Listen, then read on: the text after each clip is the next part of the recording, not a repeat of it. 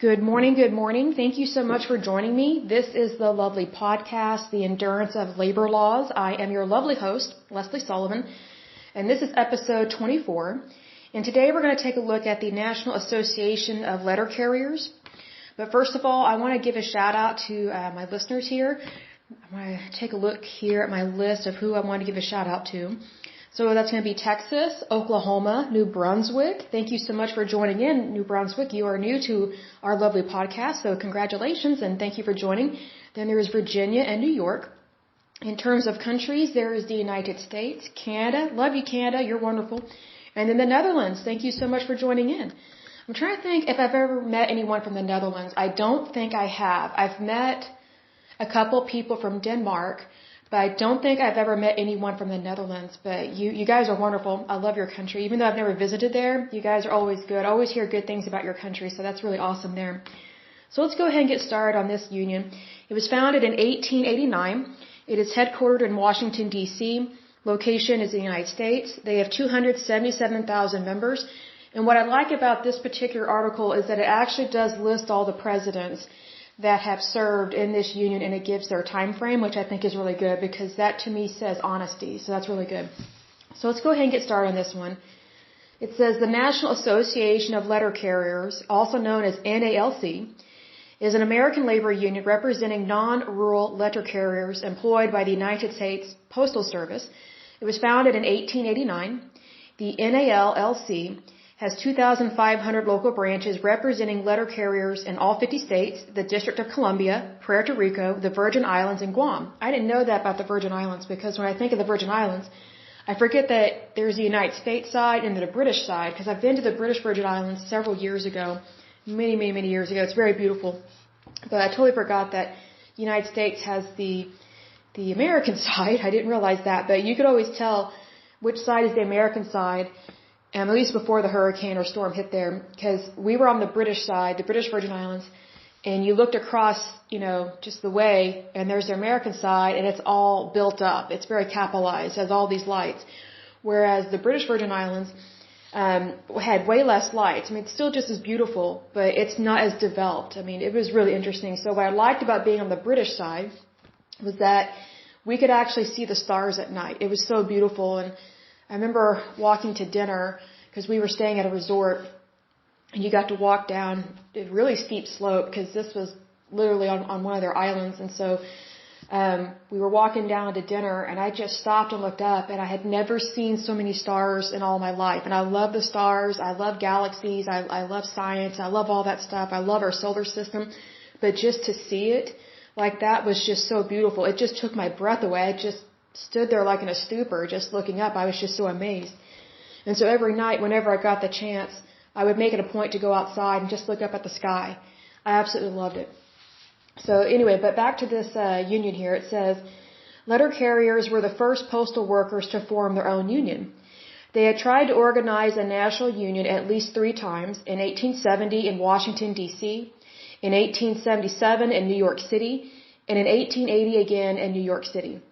Recognizing that these earlier attempts had failed in part due to the expense of regularly convening enough carriers to sustain a national organization, in 1889 the Milwaukee Letter Carriers Association decided to time their call for another national meeting of carriers to coincide with the annual reunion of the Grand Army of the Republic. That's very interesting.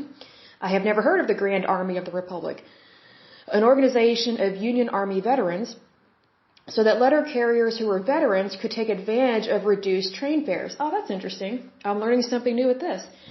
On August 29th, 1889, delegates moved quickly, unanimously, adopting a resolution to form a national association of letter carriers.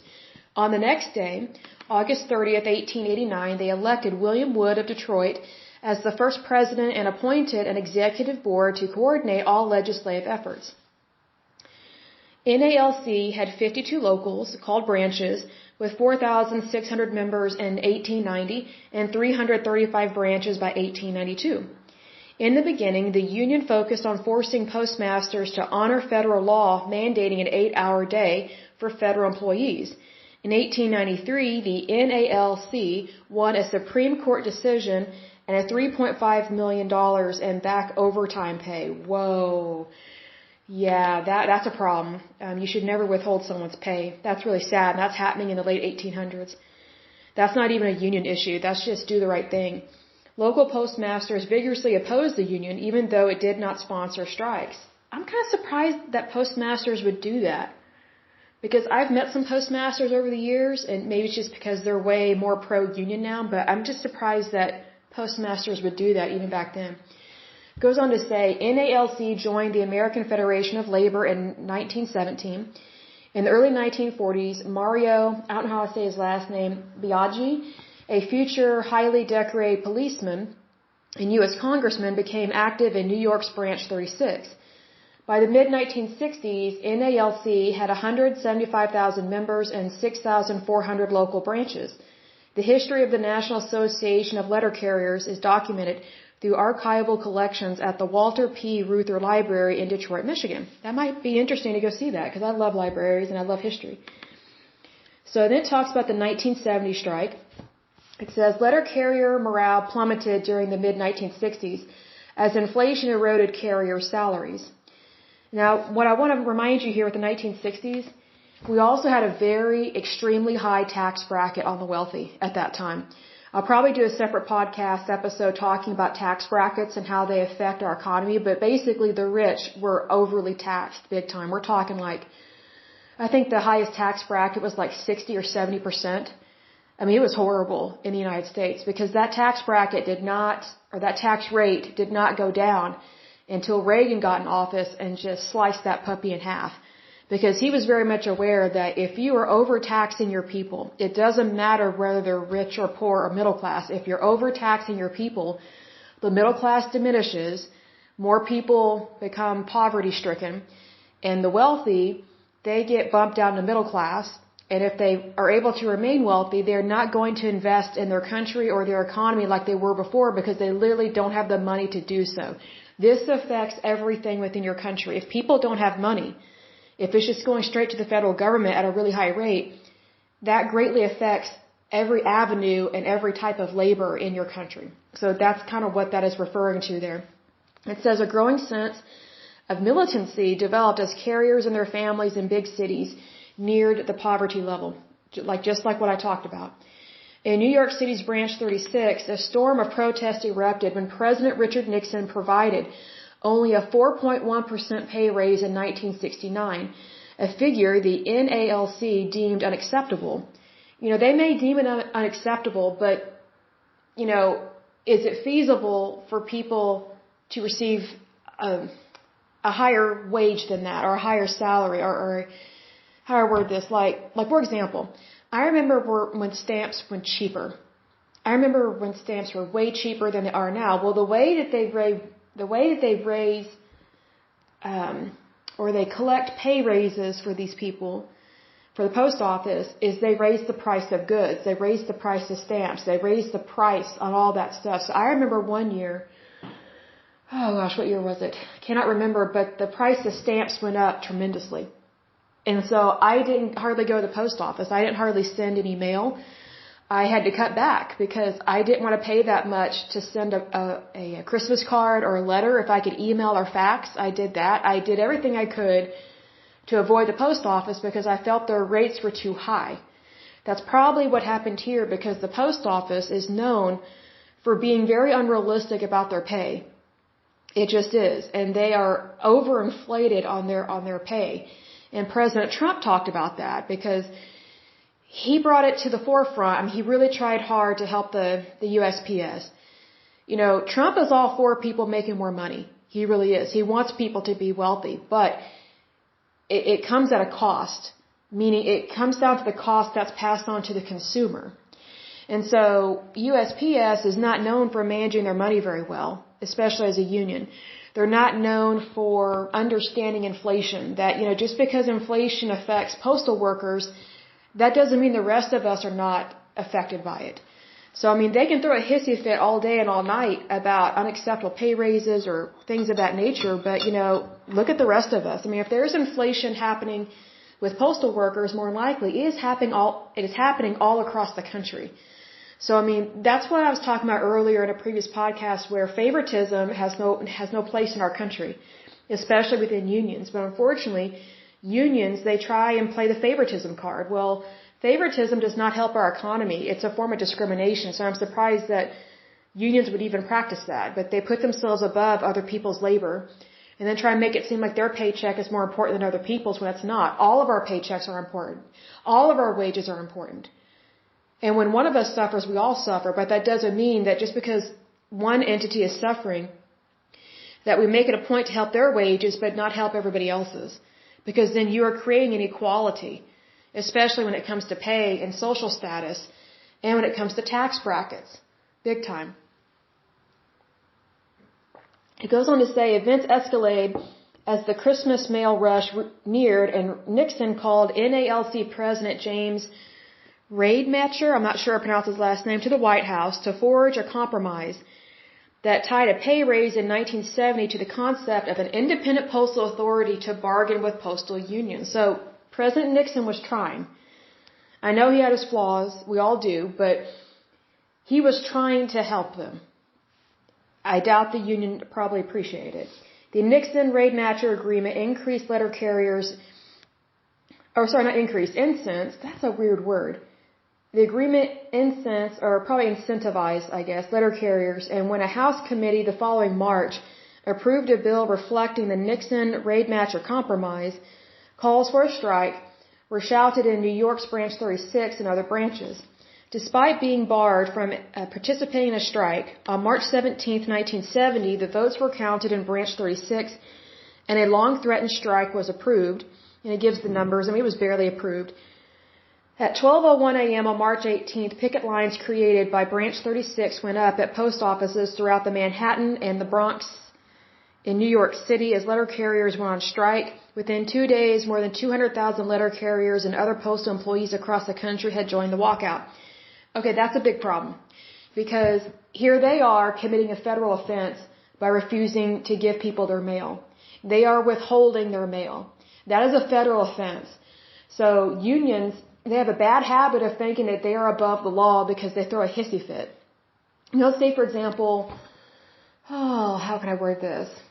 Okay, let's say the DMV. So let's say for example, I don't want to have to get a driver's license anymore.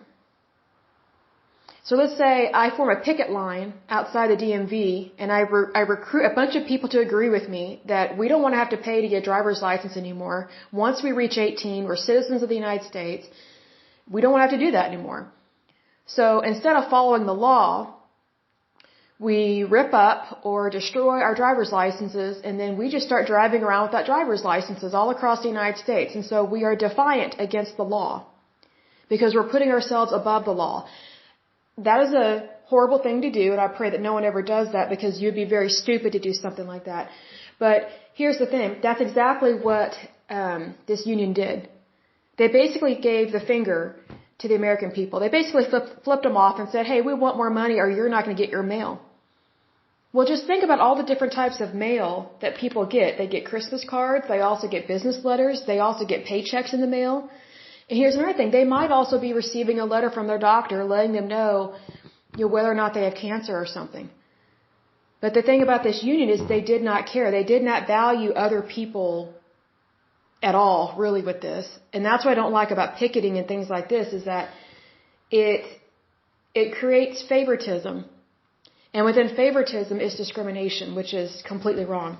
So then it goes on to say, Nixon called out 25,000 soldiers to move the mail in New York City. Good for him. The strike ended after 8 days when local NALC leaders assured strikers that an agreement had been reached, even though their word was premature. Round-the-clock negotiations began, and on August 2nd, a satisfactory agreement was reached, which was quickly approved by Congress. The NALC Office of the President, James H. Rademacher records contain archival material related to the strike. That would be interesting to take a look at that. But I mean, it's just kind of those things that unions, they try and act like they are the government. They try and act like they're everybody else's boss. And it's like, no, you're not. You can't even act like a boss to yourself because they're throwing such hissy fits and things like this. Should people get raises? Yes, but it should be acceptable raises. Is it feasible? Who doesn't want to raise? But if you're not able to bring in the money to account for that, then you're not getting the raise. That's just basic business practices, and that's what President Trump was trying to get done in the United States Postal Service. He was trying to help them realize that, just because you want to make $200K a year or something, that doesn't mean you will be able to, because you're passing on that pay rate and that burden onto the American people with the services that you're providing or not providing, because I don't know anyone that actually enjoys going to the post office. If anything, I hear about people that hate going to the post office. They don't like how they're treated. And what's interesting is that there are a lot of postal workers that they know that they're in a union. They know that they can act like a bully.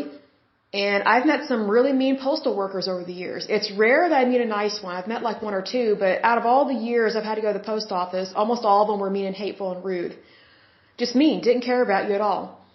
They might yell. I never heard them curse, at least the ones I went to. But, their services were horrible. Like, for example, I can't tell you how many times I've been to the post office, and they have all these windows, like where a post office worker is supposed to be standing there to help, but they're closed. So they have all these available cash registers that they can operate, but they only put like one worker out there. And so when you go to the post office, instead of it being easy peasy and run efficiently, it takes like 30 minutes to an hour to get something done. Like, that's not efficiency. That's incompetence. So, that's what kind of bugs me about all that, is that, here they are, they consistently want raises all the time. They're not realistic at all, especially for the industry, but yet they're not providing really any better service. They want us to pay all this extra money for postage and things like that, but when it comes down to it, a lot of their stuff is being moved online. So why should I have to pay all that pricing if it's becoming more and more online? I mean, I don't think we can ever completely do away with a brick and mortar post office, because sometimes you really do need to go to the post office, but I just think it's ridiculous that they're wanting all this money, but yet they're not providing, great service. They're not providing amazing service like FedEx or something. And I haven't always been happy with FedEx, but in terms of like services and how they get stuff done, FedEx gets the job done. And they are really efficient. And they are a private company. They have nothing to do with the United States government. Hence, they are very successful because of that. Basically, whatever the government runs is basically one step above the sewer in terms of how it operates and functions. It's just a money pit. It's just sucking your money down a drain. And it's our money, the taxpayers' money, that's getting sucked down that drain. So that's why you do not want the government in charge of things that it should not be in charge of, big time. So then it goes on to say the militancy that came out of New York's Branch 36 during the strike changed forever the nature of the NALC. I'm not surprised. In 1971, a nationwide rank-and-file movement led by Vincent Sombrato of Branch 36 was formed with goals of giving members the right to vote directly for national union officers and ending a proxy system that had prevented non-incumbents from breaking into the union's power structure. Now that I can understand, because if I'm reading that correctly, he's sick and tired of the same people being in control, and it feels like you don't have a vote, you don't have a voice. That would frustrate anyone. Sombrato was elected national president in 1978, ousting incumbent president J. Joseph Vaca. He moved quickly to enhance the union's lobbying power with Congress and the executive branch. I don't agree with that. Lobbying has no place affecting our government. They need to stay out of that. It doesn't matter whether it's USPS or a pharmaceutical company. I do not like lobbying. That's wrong. It goes on to say, as well as the NACL structure or stature within the trade union movement. Like most other unions in the United States, the NALC in most of its rank and file is involved politically. I completely disagree with that. That is so wrong, and has largely supported the Democratic Party. Why am I not surprised? Although has been critical of Democrats on occasion, such as President Lyndon B. Johnson when he vetoed a postal pay raise. No wonder they didn't like him in the mid-1960s. The union has also supported a number of individual Republican candidates. I'm surprised by that. I would like proof of that. Prior to the Postal Reorganization Act of 1970, the United States Postal Service was a federal executive department under the name Post Office Department, and the Postmaster General was member of the cabinet, And I want to mention this. The Postmaster General has way too much power. They need to be dethroned. That's one of the problems. You have this bureaucracy that takes place, and it's just wrong. Bureaucracy has no place in the United States, and it's happening here in the USPS. And apparently it's been going on for a long time. The rate of postal pay was set by the Congress by federal law, meaning that the Postal Service and its employees were deeply affected by Congress. Pity party? The NALC strongly supported the Postal Reorganization Act. NALC's expertise has traditionally been in lobbying than in traditional labor management relations and collective bargaining. That's a problem. If they're putting all their efforts into lobbying, that tells me they don't really care. They're just in it for the money. That's sad. That's really sickening. Like all federal agencies under the Taft-Hartley Act, the Postal Service is an open shop, and no one can be compelled to join the NALC or any other union as a condition of gaining or continuing employment with the government. I don't know about that, because I've known some postal, not necessarily specific workers, but it's kind of known that the post office, it's like you're either with us or against us kind of mentality, and they're kind of combative, they're kind of bullies, so I kind of get concerned with that. Goes on to say other federal laws prohibit letter carriers, like other public employees, from striking. Nonetheless, over 93% of all working letter carriers are members of the NALC, and the union is now recognized as the collective bargaining agent for all city carriers. The NALC distinguishes itself from other unions in several ways. For example, membership is completely voluntary. NALC states that its membership includes 277,000 active and retired members, including approximately 180,000 active city delivery letter carriers employed by the U.S. Postal Service, either as full-time letter carriers or part-time carriers known as city carrier assistants. NALC also refers to its chapters as branches rather than locals. NALC developed its own retirement community for its members in Nellcrest, Florida. It also operates a mutual benefit association which sells life insurance to members and has its own health benefit plan. The NALC health benefit plan, which predates the federal employees' health benefit plan, in which letter carriers as federal employees also participate. Now, I want to mention this. USPS, they are known for having really cushy benefits that are not feasible or reasonable, and here's why. They are wanting all of these really luxurious health benefits that regular people like you and me do not have access to, but yet they put us on the hook to pay for all those. And they put us on the hook for that bill by overpricing stamps and mail services. So that's how they're operating that. So, they want all these cushy benefits, but they don't want to pay for it themselves. They want you and me to pay for it. Whereas you and I, if we want really cushy benefits, we have to invest in it ourselves, whereas they do not. That's the problem. They want everybody to pamper them, but they don't want to pamper other people. That's very one-sided, and that's not a good way to run a business at all. It's very hypocritical, and it's very much nepotism, and it's wrong. It says, over the years, the NALC has worked to negotiate the wages and working conditions of city letter carriers. Some of the negotiated issues are the maximum weight of an item that an employee may be required to lift, the maximum weight that an employee can be required to carry in his or her satchel, safe delivery methods, and the letter carrier uniform. The NALC is opposed to postal privatization. I'm not surprised. They don't want to be held accountable for their stupidness of how they mismanage their funds. And to any termination of the USPS postal monopoly on first-class mail. Thought monopolies were illegal.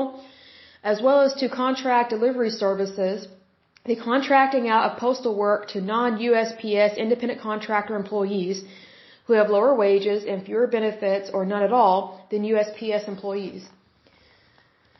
And then it talks about charitable and philanthropic activities. It says the union has a close relationship with the Muscular Dystrophy Association. The NALC was the first national sponsor of MDA, and letter carriers are among the charity's top fundraisers. Then it goes on to talk about letter carriers stamp out hunger food drive. Good luck with that. Hunger is a part of life. So it's one of those things that I feel like unions, they latch on to a cause and then they try and make it their own, and they just use it to really make themselves look good. Hunger is horrible, but hunger happens. So what I don't like is when unions, the only reason why they latch on to something is to make themselves look good. I would be more impressed if no one knew they were having a hunger food drive. Like they were just doing a good deed without having to get publicity and without people really knowing about. Like that's a good deed. When people know about it and you really promote it like that, then it's no longer a good deed. It's only you patting yourself on your back, which is what I don't like about things like this. It says each year on the second Saturday in May, as they deliver the mail, letter carriers collect non-perishable food donations left by the mailboxes on their route from postal customers participating in the NALC Stamp Out Hunger Food Drive. It is considered the largest one-day food collection effort in the United States. Participation is strictly voluntary. Yeah, because they probably don't want to force people to donate food, just like they force us to pay high prices on stamps. The national coordinated effort by the NALC grew out of discussions in 1991 by a number of leaders at the time, so basically people that think they have brains, including NALC President Vincent Sombrato, AFL-CIO Community Services Director Joseph Velasquez, and USPS Postmaster General Anthony Frank. A pilot drive was held in 10 cities in October 1991, and it proved so successful that work began immediately on making it a nationwide effort. Input from food banks and pantries suggested that late spring would be the best time, since by then most food banks in the country start running out of donations received during the Thanksgiving and Christmas holiday periods. In 2014, the drive gathered 72.5 million pounds of food. The 11th consecutive year the drive surpassed 70 million pounds. That year's results brought the total to more than 1.3 billion pounds since the national drive began in 1992. The Stamp Out Hunger Food Drive has also received 2 presidential certificates of achievement. Really? I have to call the BS card on this, and here's why. I have never heard of where this food goes. Never. And I've heard of different food drives, but it's just one of those things, it's like, where is it going? They can claim that they collect that much food and they give that much food, but I have never actually seen or heard where it actually goes. And we do have poor people here in Oklahoma. We have pockets of poverty just like anywhere else. But the thing is, like, where is all this food going? And what it reminds me of Africa. Like, Africa is suffering way worse than the United States in terms of hunger. And so what has been happening over in Africa, I don't know if you're aware of this. When I became aware of it, I was very disappointed at this news. But, there are different organizations that they accept donations to take food or supplies over to Africa. What did not come out till much later, and I don't know the date or anything, but what did not come out until much later was that all this food and monies that different people and organizations were donating to Africa was being stolen by the African government. So you've got all these, countries within Africa, all these little city-states and things like that, that their governments are very corrupt, very much corrupt. And they were stealing the food, the supplies, the monies. So people that thought that they were donating, they didn't know where this stuff was ending up. They did not, and it's very unfortunate. Now, what I can say about local and national things in the United States is I know that in my home state of Oklahoma, we do have different local organizations that they have a day or two throughout the year that they offer to collect non-perishable food, and we know where that is going. And here's the thing, these organizations that do this locally, I'm not aware that they have ever received a presidential certificate of achievement. So I just think it's cocky and arrogant for USPS to do this and to get these presidential certificates of achievement. I think it's one more way they pat themselves on the back and make it look like they're doing a whole lot of good when they're one of the most mismanaged entities in our country. And it directly affects our mail. Like, that is a big problem. So that's one thing that I don't like about unions like this. They put on their little do-gooder hat. Look at me, look at what we're doing. And I guess that is supposed to excuse their mismanagement of monies. That's supposed to excuse their picketing. That's supposed to excuse them not delivering our mail. It doesn't. Because it's a federal offense for them to not do their job. It's a federal offense for them not to deliver their mail. So not to deliver our mail, I should say. So one thing I would ask them, like, if they're out picketing and they're not doing their job, Are they actually sending this food where it's supposed to go? Are they delivering it? Like, if they're not delivering our mail, are they actually delivering this food? Like, those are the kind of questions that I think of with things like this. Because it doesn't come across as ethical. That's the problem. It doesn't come across as ethical at all because they want favoritism.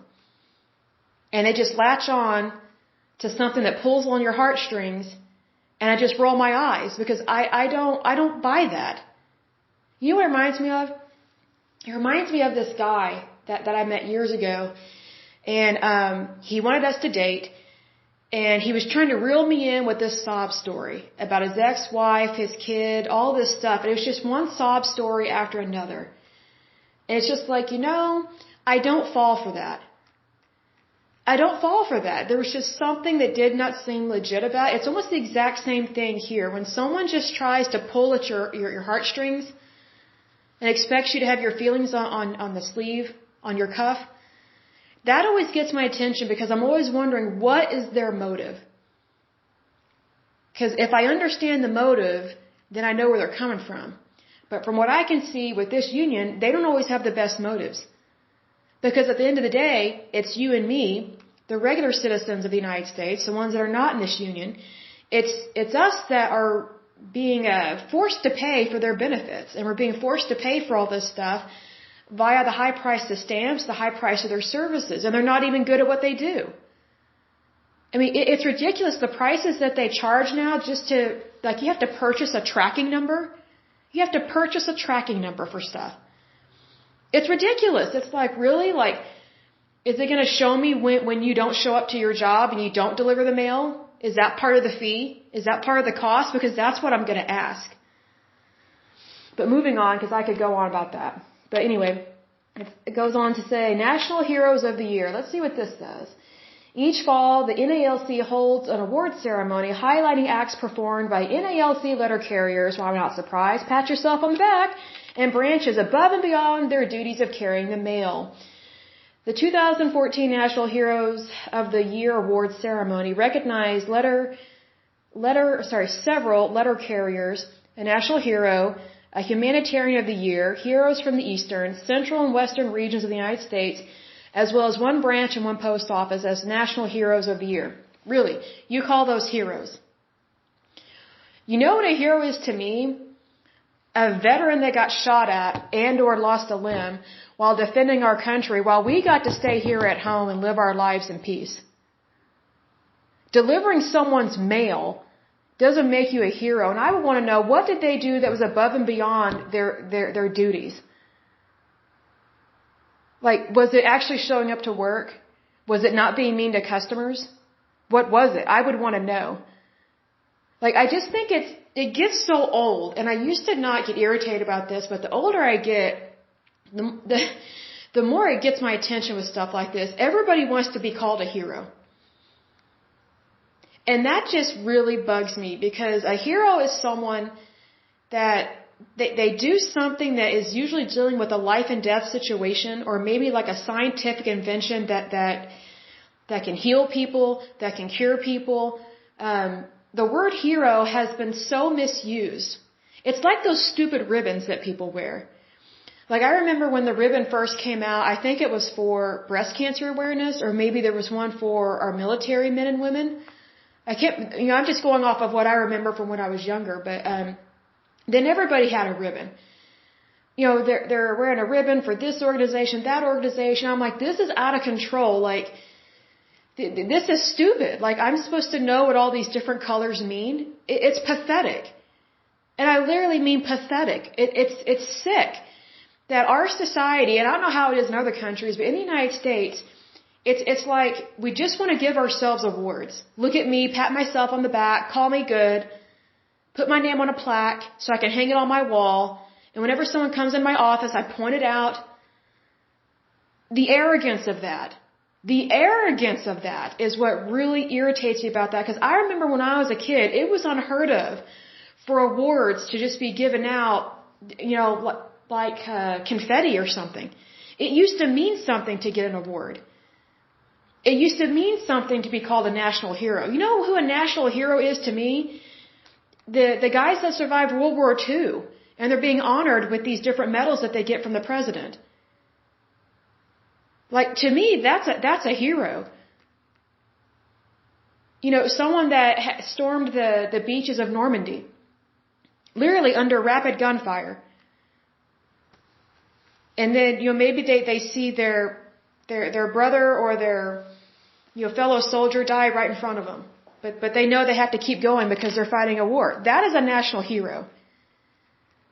So whenever people start patting themselves on the back, I'm just like, here we go. Lesley, don't grind your teeth because teeth can be expensive. I don't have false teeth, but I know it's not worth grinding your teeth over these morons and these idiots because that's how dumb it is to me. I just think you have to be careful who you call a hero. You really do, because then you're just inflating their ego. And the USPS, they have an ego problem. They've had an ego problem for a long time. Long time.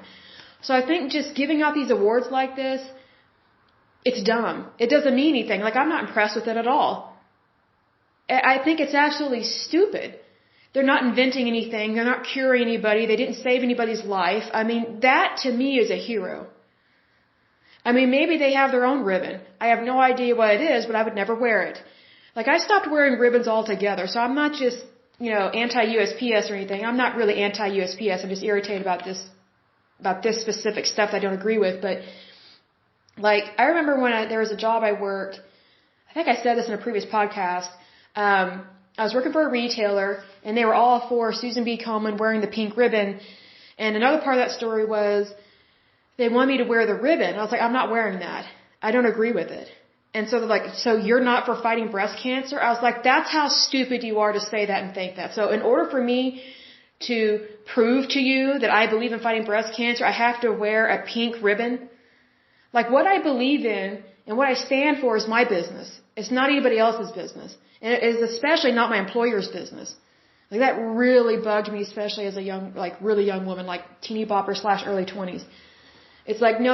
You don't tell me how to think. You don't tell me how to dress. You don't tell me what to do with this. Like, this is, what I support is what I support. Big time. But it was so interesting when they turn it on you. They try and manipulate you. And they say, well, if you don't wear the pink ribbon, then you're okay with women dying horrible deaths from breast cancer. How cruel and sick is it to say that? That is unbelievably disturbing. But that kind of mindset has been going on for years. Because I think I worked at that retailer, was it 2004 or 2005? I mean, that was a while ago, like 17 years ago. But that kind of arrogance, that pompousness, has been a problem in our country for a long time. And I just really was against, how do I word this? When I believe in something, I believe in it. So whatever I believe in, I mean it. And what I realize is that a lot of these people that wear these ribbons and then they give themselves awards, they don't really mean it. Because to me, the proof is in the pudding. Because I think that, you know, in regards to wearing that pink ribbon, if it's associated with the Susan B. Komen Foundation, I'll be like, oh, so you value human life. Is that correct? Yes. Then why is it money is going towards abortions? Is the unborn not just as important as someone who has been born? I would want to know, why does this organization, Susan B. Komen, think that they can take monies that are supposed to go towards helping women survive and beat breast cancer, but instead send it to Planned Parenthood, which we know is just abortion clinics, it's birth control. They're not detecting breast cancer. They don't have mammograms there. I've never heard of that. But it's the same thing with this, with USPS. It's kind of like, what is the intention? And I'm always suspicious when someone pats themselves on the back. You know, it kind of reminds me of, you know, this one guy, he was a hoot, but he was such a lazy bum. I was working for this technology firm, and if he's listening to this, he will totally know I'm talking about him, but I was working for this technology firm, and this firm, they would find a way to recognize employees for their good work. They called it love notes. So whenever a customer, a client, or a company, or a fellow employee, or a manager would want to recognize someone's good work, they would send a love note to this email inbox in this company, And then part of my job, part of my administrative responsibilities was to check this inbox, and most of it was laughable. I was like, really? You want a pat on the back for just doing your job. Not going above your job, but just doing your job. Yeah, what a compliment. But so there's this one love note that I just laughed at it, but it literally irritated the entire company. And here's why. So this customer sent in this amazing review of this guy that I worked with. And we all knew he didn't really do the work. He was just the mouthpiece. He was just the good-looking guy, and he was good-looking. He got a little fat, but, he was good-looking. And it's so interesting when good-looking men, they get all these positive reviews. But when it comes to the women that are doing the grunt work, they're not getting positive reviews by the women because they want to be around the hot guy. Well, that's kind of what happened here as well. And so all these other people, both male and female, did a lot of this work, like behind-the-scenes work on this particular software project. Well, the client was only communicating with this guy, I guess, and he wasn't letting them know that, hey, I work on a team, I'll have someone take a look at this. He was basically taking all the credit every step of the way. He was not acknowledging other people's work. He was basically stealing street cred is what he was doing. So this love note comes in, so I've got to post this to the company website. I'm like, I'm going to hear it from every department on this one. I know it. I'm going to hear it. And I did. So I posted it to the company website. Oh, man. People started walking by my desk. Who does he think he is? He didn't do any work. Can you believe this? I'm like, have you looked at the guy? He's cocky. He's arrogant. He's good looking. He's overweight, and he's still good looking. Like, give me a break. Of course he's going to act like this. Of course he's going to screw you out of your recognition. Of course he is. That's what he does. Like, get over it. Like, why, go call him out on it, And what was funny was, I would see him walking the halls, and he was all, had his nose up in the air, and people were just like, I can't stand this guy. But he was in his own little world, and he comes by my desk, and he's like, yeah, I got a love note. I was like, yes, I know. I'm the one that posts them, and you know that. And we just busted out laughing. Like, the arrogance just came out of this guy. It was so funny. Like, I didn't let it get under my skin. I just laughed at him. And he knew that I knew that he was just fluff. He wasn't the real stuff. He was just fluff. And women would just drool all over him, but I never did. I was just like, whatever. I think you've got enough drool around you to last you a lifetime, so I think I'll pass on that. And we would just laugh. And he's like, man, some people are really angry that I got this love note.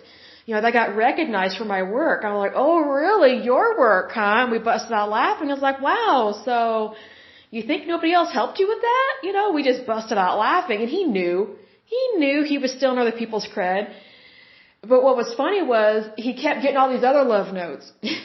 Because his job, he worked, I guess, in data IT of some sort. He was basically a overinflated customer service rep is what he was. And so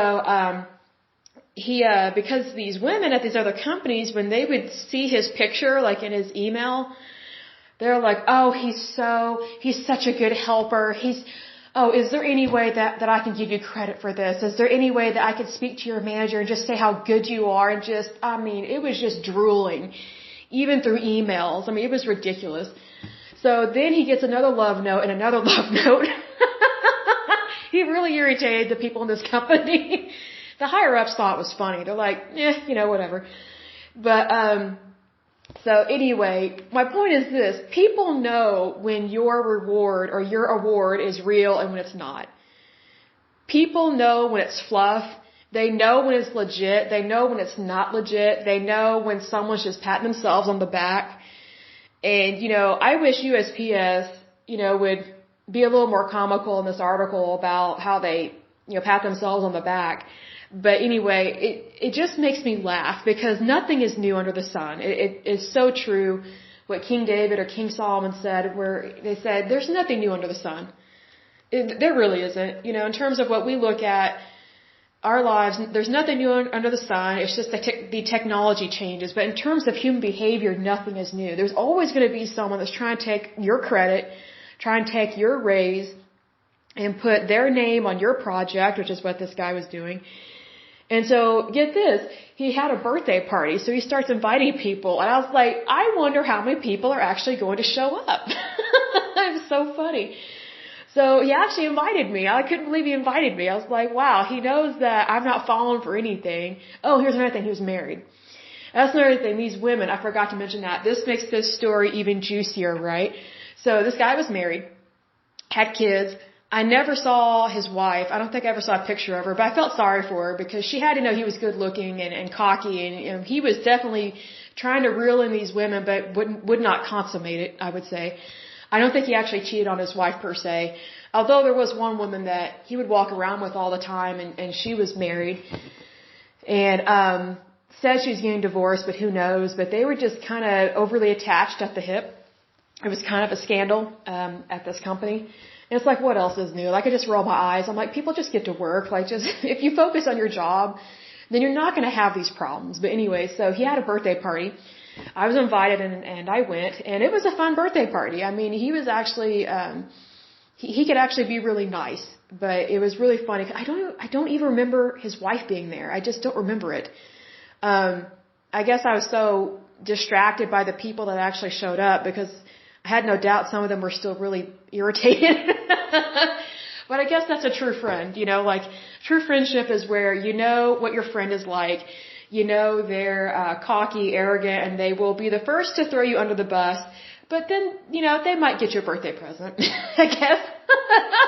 You know, it's just different types of loyalty, I guess. But anyway, that's what it reminds me of. And again, you know, we all know when an award is merited and when it is not. We all know when a title is merited and when it is not. And that's what it makes me think of. That's just how I view it and look at it. But anyway, so on to the next section. It says, working to elect members of Congress who support NACL priorities and a primary objective of the union's political affairs operation. That is concerning. They should not be doing that at all. That should be illegal. The NALC's Political Action Fund, or PAC, is called the Committee on Letter Carrier Political Education. Wow. So basically they just give themselves these titles and it gives them permission to do whatever they want. It doesn't fool me, much less anybody else. So, their stated goal is to help pro-labor, pro-letter carrier candidates get elected. What? So they can go to Washington to support and protect letter carrier jobs. Wow. So basically infiltrate our legislation. Wow. How evil and manipulative can you be? Wow. Contributing to the PAC is strictly voluntary, as federal law forbids unions from using dues money for political purposes. But they should also forbid people from being elected if that is their sole intention is to infiltrate our legislative and our Congress and our Senate. Like they should not be infiltrating our political anything. That is wrong. Because I look at it this way, like what if a drug company did this? What if a pharmaceutical drug company purposely picked someone to be their candidate and wanted to infiltrate Washington so that they could have pro-drug laws or something? I'm making stuff up, but what if that happened? Oh my goodness, those pharmaceutical drug companies would be sued, they would be reprimanded, but see, here's the thing, unions get away with stuff like this, but the private sector does not. So if it's not okay in the private sector, then it should not be okay in the public sector. You know, you have to call a spade, otherwise you're not moral, you're not ethical, and you're not practicing good morals and values at all. And that's a horrible example for our country and a horrible example for our young people. So I guess if anything, what they're doing is a good example of how to be corrupt. Because that's, to me, is what corrupt people do. It says, in 2016, COLCPE, which is their big old long title for their PAC, was rebranded as the Letter Carrier Political Fund. Well, at least they're being a little more blunt.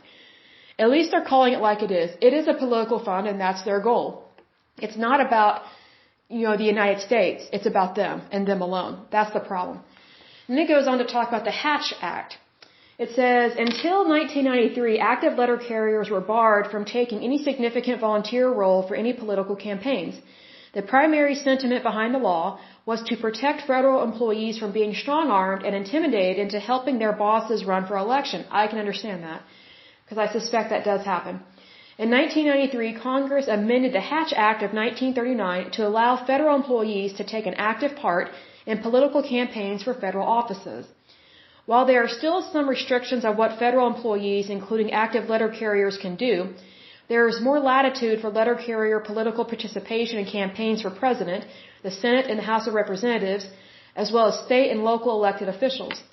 Retired letter carriers, as well as letter carrier spouses and family members, are not bound by the Hatch Act. Ooh, that's interesting. Because how much you want to bet those spouses want more money? Because here's the thing, just because you have one person, let's say your spouse is a letter carrier, that doesn't mean that their spouse who they're married to doesn't like those cushy benefits as well.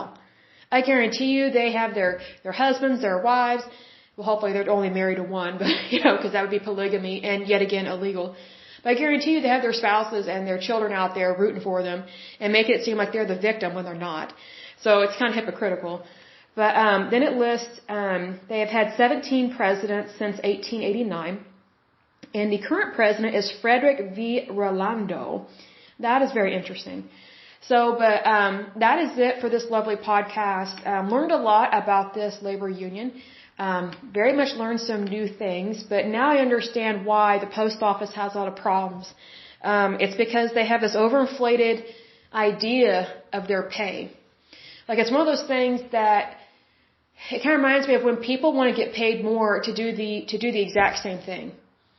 Well, that's not how pay raises work. That's not how incentives work.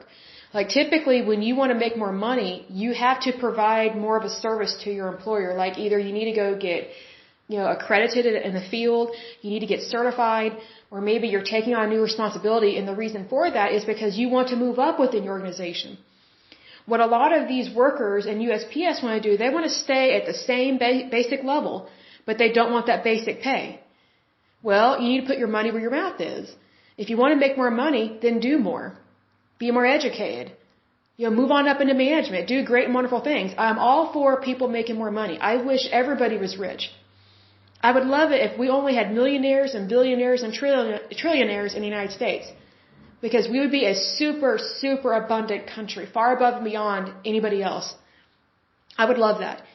But you're not going to get there if all you do is if you keep paying people more money to do less work or the same work. That is not efficiency. That is not how you run a successful company. But unfortunately, these unions and anything to do with the federal government, they just spend money.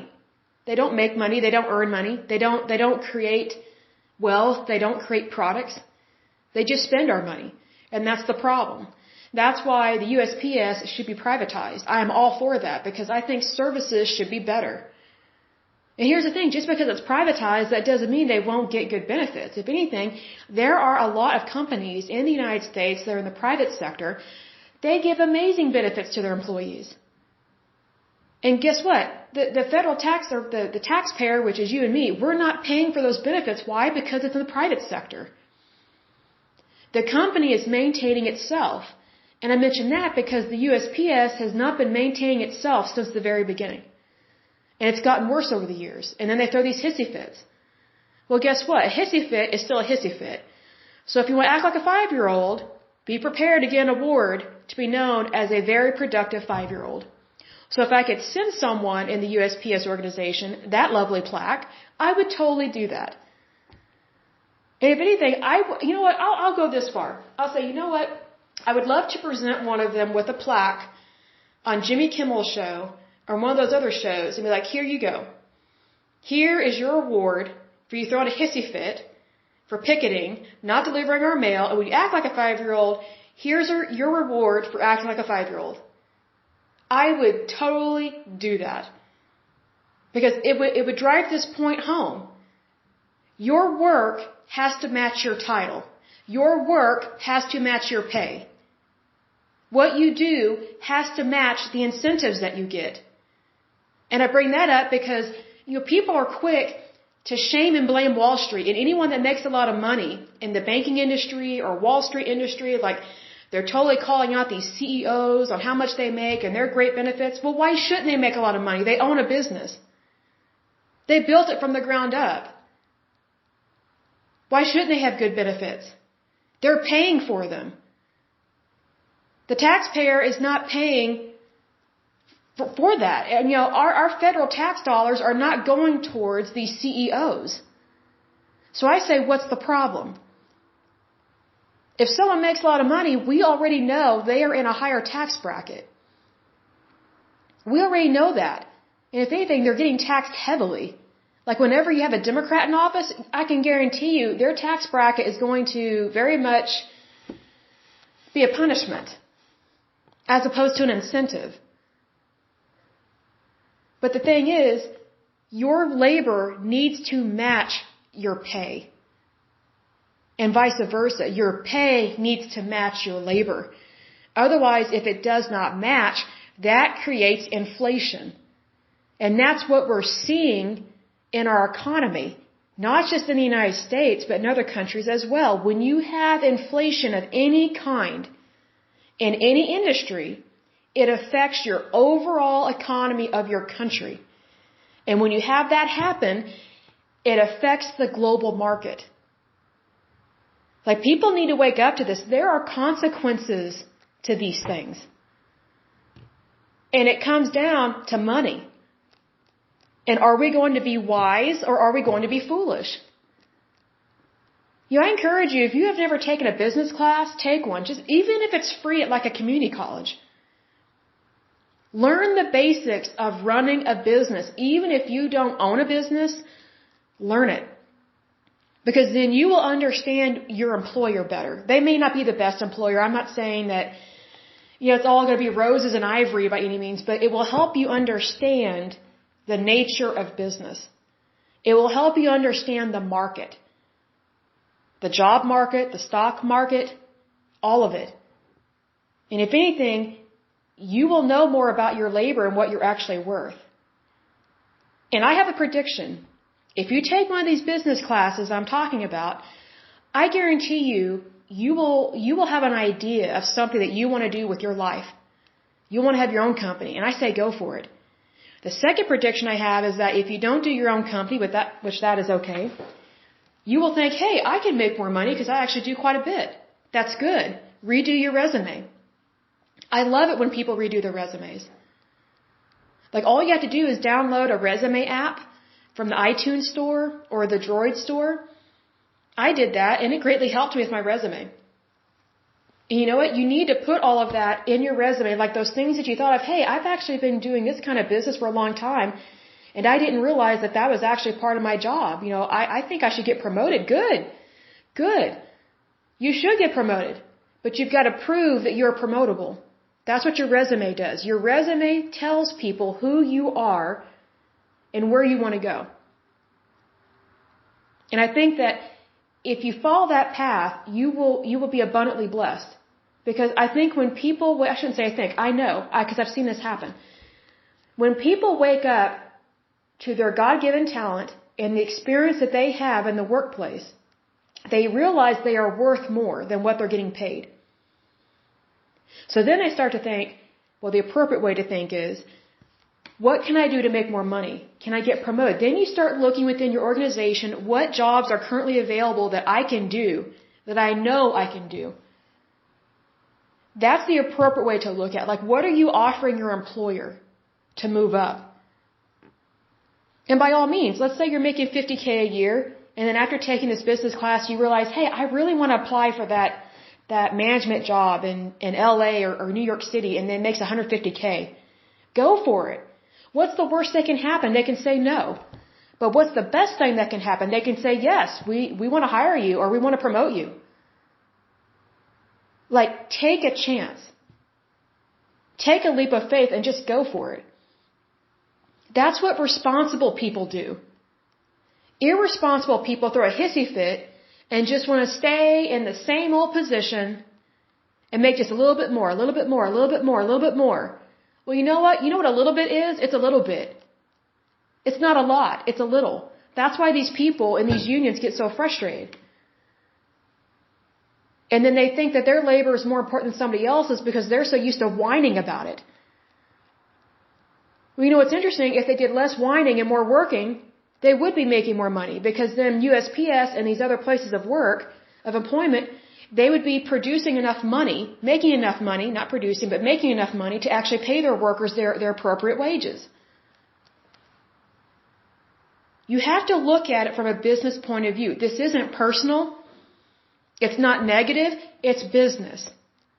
Look at it from a Shark Tank point of view. Like those people, those very successful business people on Shark Tank, What do you think they would say about unions like this? That walk out on the job and don't do their job? I don't think they would have a very positive opinion of them. I don't know how they vote. It's not my business. And I don't care. But I'm looking at it from a business point of view. When you have constant, disgruntled employees that don't want to do the work, guess what? They typically get fired. Why? Because they're disgruntled, they're causing problems, and they don't do the work. Like, unions are the only entities I know of, in the United States at least, other countries I can think of for sure, but in the United States, that they are workers that expect to get paid even when they're not working. Doctors don't get paid when they're not working. Nurses don't get paid when they're not working. Well, unless they're in a union. But my point is this. Non-union labor, excuse me, does not have this overinflated ego that thinks that they should collect a paycheck even when they didn't do the work. Because to me, if you think that you should get paid but not lift a finger, you're the one that's unethical. You're the one that's immoral. You are the one that is stealing from your employer, and you are stealing from the consumer. Because, when you are exchanging money, there has to be an exchange. That's what labor is. Labor is where you say, I will do this work for this price. That's basically what it is. That's a contract. Even without having a contract in place, that is already a contract. And it's business. It's not personal, it's business. Now, it can get personal when people, such as these large unions that don't want to do their job, and then things start to shut down in the United States, like the air traffic controllers. Ronald Reagan didn't put up with that. And I'm so glad he didn't put up with it. Because that's ridiculous. Like, no union should have that much control over an entire country. That is insane. That's not democracy. That's like a combination of socialism and communism, and it's also like a dictatorship. It's putting the few in charge of the many. That's not America. That's not democracy. That's not freedom. That's pigeonholing people, and that's not right. Not by any means. And it always disappoints me to see that kind of thing. But I will say this. USPS has come a long way in their history. And I do think it is interesting that they were actually founded in 1889, but yet that doesn't mean that's when mail started being delivered. Because you have, like Wells Fargo and other companies like that, mail did get transported and monies did get transported. You had all these different companies that were private companies that transport stuff. It wasn't always through the federal government. It wasn't always through USPS. So that's why a lot of people want USPS to be privatized, because that's how mail used to be sent. It was privatized back in the day. And we may not realize that, but that's part of the history of the United States. And it's a good part of our history. And if you read back in time where they're talking about the West and pioneers, they did get mail out there. But it wasn't always through USPS, because USPS wasn't around, technically, until 1889. So we need companies to be privatized. Because look at it this way. Let's say we didn't have FedEx or UPS. Like, FedEx and UPS have changed the market in terms of mail carriers and delivery of shipments and packages and things like that. And that has helped our economy. Just think about how many people are employed at FedEx. I'll look that up, because this will really swing this home. Because it's important to understand that you have to look outside the box. I know that's such a cliche, but don't ever pigeonhole yourself with things like this. Because when you pigeonhole yourself, you're not going to get the best price. You're not going to get the best kind of job. And it's going to negatively affect your market. And that's not good. So let me see if I can find how many employees they have. Let's see, I'm looking at FedEx. All right. Oh, wow. This is cool. So FedEx was founded. I need to do a podcast about them. So FedEx was founded in 1971. That's interesting. And in Little Rock, Arkansas. I did not know that. And they're headquartered in Tennessee. And let's see, they go worldwide. I'm aware of that. Oh, they have a lot of different kinds of services. Okay, I'm learning a lot about them. Okay, so here's what I'm talking about with privatization. Oh, here it is. So number of employees, okay, as of October 2020, 850,000 plus employees. That's almost a million. A little less than a million. Okay, then let's look at their revenue. Their revenue, year ending May 31st of 2021, was a little over 193 billion. That's billion with a B. They are creating all this revenue. How? By providing services to people like you and me. That's their revenue. That says a lot about their company. They are run well, they are run efficiently, and they have all these employees. And I kid you not, like I have met so many FedEx employees. They love working for FedEx. They get great healthcare benefits.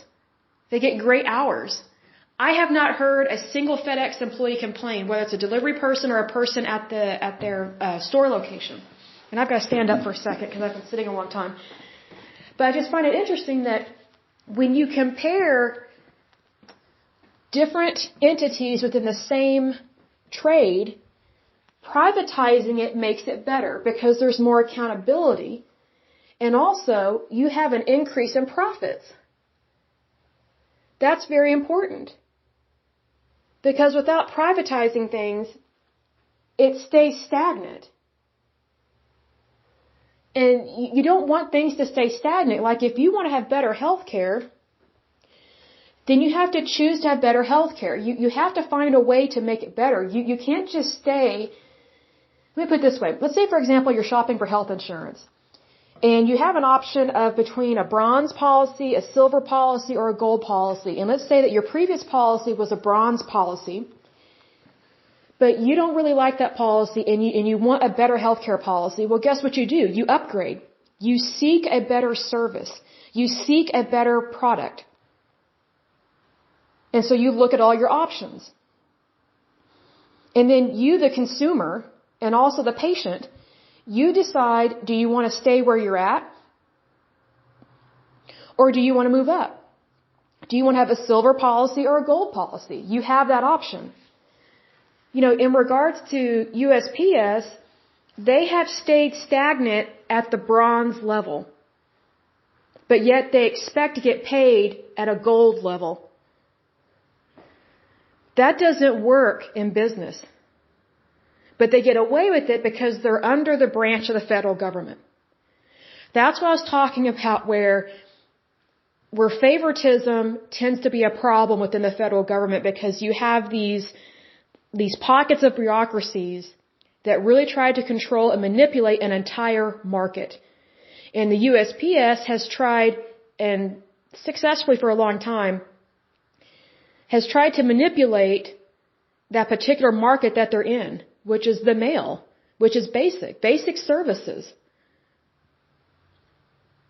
You know, thank goodness for FedEx and UPS for coming onto the scene.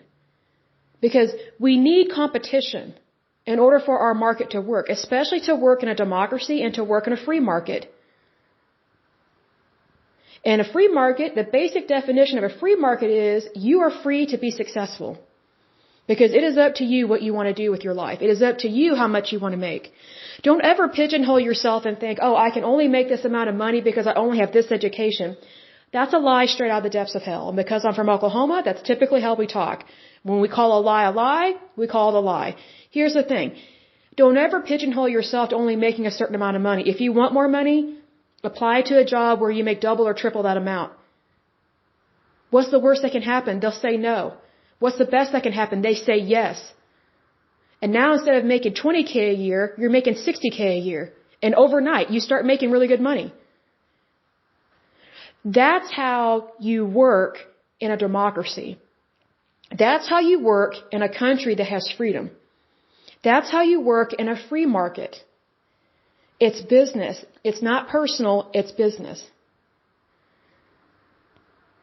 The way that it becomes personal is when you have this strong arming of the federal government and of these unions, where they're making it all about them and not the American people. They're basically ignoring their neighbor. They're basically telling their neighbor and anyone they go to church with, if they go to church, they're saying, hey, I deserve to make more money doing the exact same thing, but you don't. That's why we should not have lobbyists interfering with anything political, especially when it comes to wages. Because if someone's lobbying for this particular group of people to get better wages in the federal world, so to speak, what about everybody else outside of that? Does that mean they don't deserve to have better wages? See, favoritism doesn't work. It creates problems, and we're seeing that again and again and again in these unions. And we see it, and it's a kind of a direct impact on our economy because it affects inflation. I don't like going through inflation. I don't think anybody does. But if we can avoid it, we should. And the way that we avoid inflation is we act responsibly with any and all monies. Because that's what it comes down to, is money. I mean, that's just how people should look at it. And that's just from a basic auditor point of view. That's from a basic staff accountant point of view. Because if you don't treat it as basic, then you allow it to become complicated. And then you don't know what the right hand is doing as opposed to the left hand. Keep it basic and move forward. It should be that simple. And if you practice those things, it is that simple. I just wish the federal government in the United States would practice that. But the federal government likes to make things so complicated and so complex that it's like, okay, where's our money going? It's the same thing with USPS. It's the exact same thing. Mismanagement on a super large scale. Like, I know that USPS can't stand Amazon because they don't like Amazon workers delivering their mail. Well, here's the thing. The mail doesn't belong to USPS. The mail belongs to whoever is supposed to receive it. Because I remember back in the day when Amazon started doing deliveries and things like that with Amazon Prime, it really irritated USPS because they were claiming, oh, you're just trying to take our jobs. It's like, no, we're trying to do the job that you are not doing because you're not even good at what you do now. And Amazon made a promise to its customers that, if they purchase Amazon Prime, they get free 2-day shipping. Well, if you can't guarantee it, if you can't do 2-day shipping, we will do it for you. Because we have to honor our contract to our customers that have purchased Amazon Prime. I remember when that hit the fan. And I look at it this way, what if Amazon was in charge of our mail? What if they were the ones that distributed our mail? I guarantee you it would be run so well. Why? Because it's privatized. When you privatize something, there is accountability. But when you have it completely done by the federal government is not the type of entity to hold itself accountable. Because it just likes to spend taxpayers' money frivolously and accrue all this debt. And then claim they need more money, more of our money, when they don't. They need less of it. They need less money, more accountability is the thing. Man, maybe I should start praying that Amazon start delivering our mail. I would love that because I know that I would always receive it. And it would not get lost like it does these days. But anyway, that is it for this podcast. And as usual, I pray that you're happy, healthy, and whole, and that you are having a wonderful day, a wonderful week. And I really do pray that if you're in a job that you don't like, I pray that you find a job that you do like and that you make way more money. And that you do well in your life. And that you're able to have a 401k, you're able to retire when you want to. And also that you're able to take a vacation every year. Because those are simple things that are good things that we should have in our life. Not mandated by unions, not mandated by the federal government, but they should be goals that we each set for ourselves. Because if we're not setting goals for ourselves, then we've kind of thrown in the towel. And I wouldn't want that for anybody.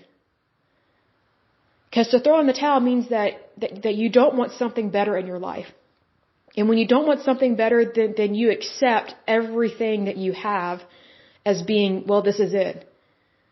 It's not it. That's not the end. Every day is a new beginning. Every job you get is a new beginning. Technically, every paycheck you get is a new beginning. Look at it as something as new, because technically it is. And you will find more joy in that. Like, I can get irritated all day and all night about unions, and specific ones and things like that. But at the end of the day, I can easily think of ways to help them. I can easily think of ways to make things better. Because it does no good to get irritated about something and then not think outside the box and think, well, what would make this more efficient? What would help people? Because these people that are in these unions, they are our neighbors. They are fellow citizens of the United States. And that's important. They're people just like you and me. So if anything, they could use our help and guidance. Like, I would rather have a union that's run great as opposed to one that's run horribly. Because I think that if you're going to have an organization, regardless of what it is, whether or not I agree with any of it or all of it, all I ever wish for people's organizations is that it's run ethically, morally, and efficiently. And that's run well. Because that is how you will do the most good for people. Because I'd rather have good things for people than bad. It doesn't matter what my personal opinion is. It doesn't matter what political party I'm in. If someone has an organization and they want to do good in this world, they should have that opportunity to do good. Obey the laws, first of all. And if they need help obeying those laws, then they need to be told what to do. And if they need help with efficiency, they should receive that guidance. This is how you do stuff. This is how your company or your industry, this is how it could be more efficient. It's better to help than it is to look the other way. Because I think people have been looking the other way for a long time in regards to the USPS union. I really do. And I think that's very much a disadvantage, especially to their workers. Because look at it this way. If their union workers had been more productive, or if their work environments were more efficient, they could have been making more money because they would have been doing more. Like, people would not have been like, oh, I'm not going to mail stuff as much as I used to because their rates are overinflated. But if people see that they're doing good and they're doing more and they're more efficient, then they're not going to mind paying more for a stamp. They're not going to mind paying more for a service because that service is actually coming to fruition. But if it doesn't come to fruition, and if it's not a good service, that's where a lot of those problems lie. But if we don't address the problem, then you're not going to have a solution. It's not ever going to get better. So then it continues to be a bad investment. It continues to be run poorly. Even though they have champagne taste on a beer budget, and sometimes champagne taste on a lemonade budget. But, they have to be willing to change. They have to be willing to embrace something new. It's the same in any decision in our lives. If we don't embrace change, if we don't think outside the box and if we don't face the situation we're having and we don't face it head on, we don't acknowledge it, then it's not ever going to get better. That's how it is in everything, whether it's a union or a marriage that's failing or a kid that's not getting good grades in school or, a boss that's a tyrant or an employee that's slacking on the job, whatever it is. If you don't address the actual issue, then you're not going to see good results because you're just sweeping stuff under the rug. So, if anything, I'm all for things getting better. Even if I don't agree with every little thing, at least have a good organization. So until next time, I pray that you're happy, healthy, and whole. Have a good day and a good week. Thank you so much. Bye-bye.